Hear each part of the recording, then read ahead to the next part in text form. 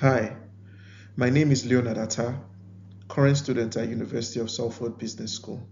I'm studying Managing Innovation and Information Technology at the postgraduate level, and my current module, Innovative Problem Solving, has presented a task with regards the fictitious University of Kikuyu and the task entails developing a smart campus solution in order to tackle the problems being faced by the University of Kikuyu.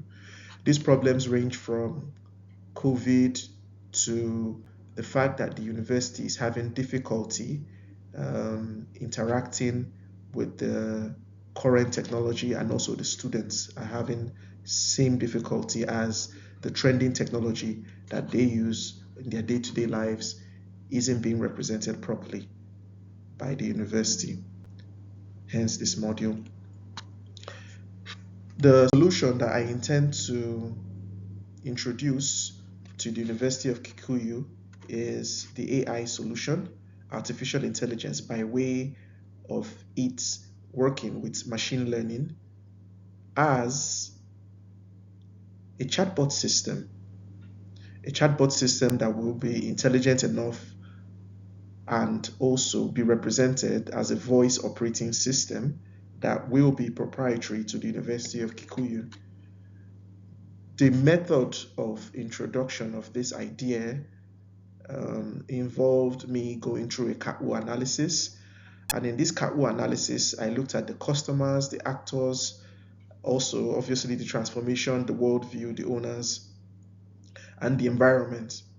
These were the factors that were considered when developing the whole conceptualization of the idea of introduction of artificial intelligence into the smart campus solution. Now, I came up with a roadmap regarding this, and the roadmap first involves choosing the right type of AI technology. To begin with, the AI technology will have to be outsourced, also with support from the university's IT department, who best know the data sets that are available at the university. So, determine the specific areas in which the AI could be beneficial to the school is the first plan of action, because it will make more sense to know where the AI is being used and how efficiently it can assist the lecturers and the staff and students.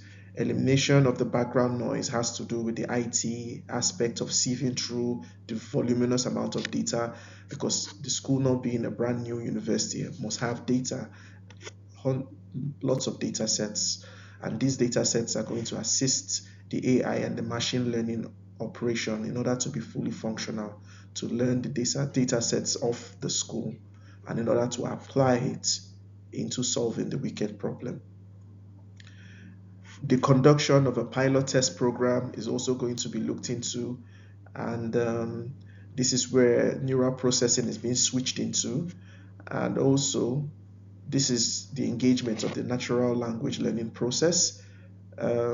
Also, to engage with the students and faculty regularly through feedback is another way of improving it. That's the processing of data through synthetic semantic methods. Collaborating with the university actually has to be noted, and this has to be done in order to steer the committee that oversees the implementation of the chatbots. Like the various departments in the schools with their various requirements, they all have to chip in to know that the chatbot creation is moving in line with their own departmental requirements, because this is the way in which the university will actually have a truly proprietary operating system, fully functional as an AI, and also interfacing with the university staff and students as a chatbot. One app, one solution to solve many problems. That's what I envision. In terms of the app, will oversee the functionality of every other app. Instead of the university systems having a separate app for their teaching classes, separate app for their meeting classes, this one app is basically going to streamline the entire process in order to oversee functionality and simplicity. And what makes this even more achievable in terms of simplicity is the fact that it will be processed through natural language. So there will be no problem with people having a steep learning curve because of that aspect of it being streamlined. I came up with a feedback loop diagram in order to illustrate my ideology regarding this AI technology, AI and machine learning technology. Um, and this involves the students taking perhaps an assessment, getting feedback from the lecturers, getting to see their results, and eventually their fate is determined. But with the introduction of the AI system, it's not just going to be a repeated process ad nauseum with every other student that comes across that university. What's going to happen is that the AI is going to be involved also in screening in learning the data sets of the marking scheme, the marking processes. And over time, it will be intelligent enough to even know how to even grade papers on its own, even if it's not allowed to grade papers at that moment. But it will also be able to create study plan guides for the students of subsequent sets by learning and plotting a particular study plan after collation of data of hundreds, thousands of students.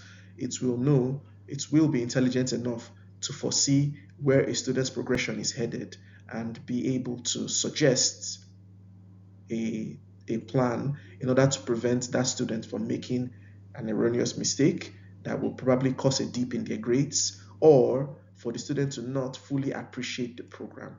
All this will be mapped into the planning stages of the AI. So a huge amount of data sets is going to be very imperative in order to achieve this.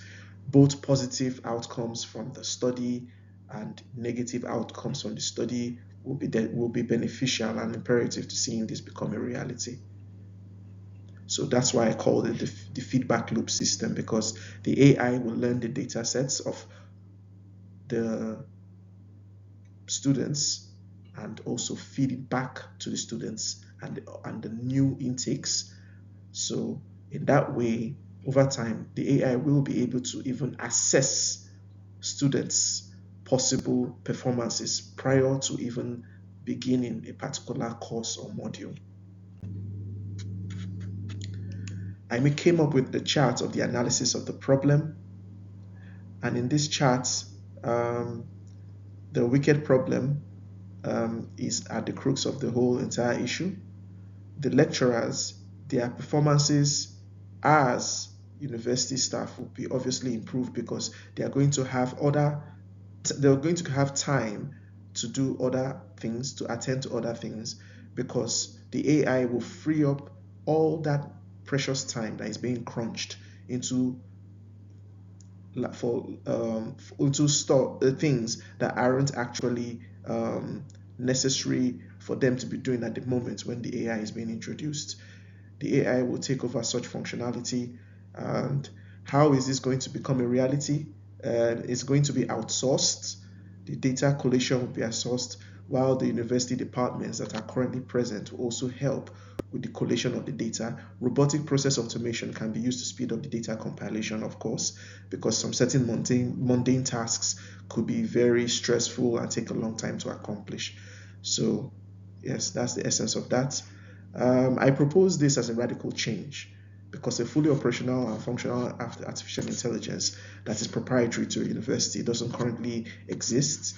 And this will be one of the ways in which the university not only puts itself on the map, but also the school is able to be appreciated in the technological front as a foremost university in terms of technology that is bleeding edge.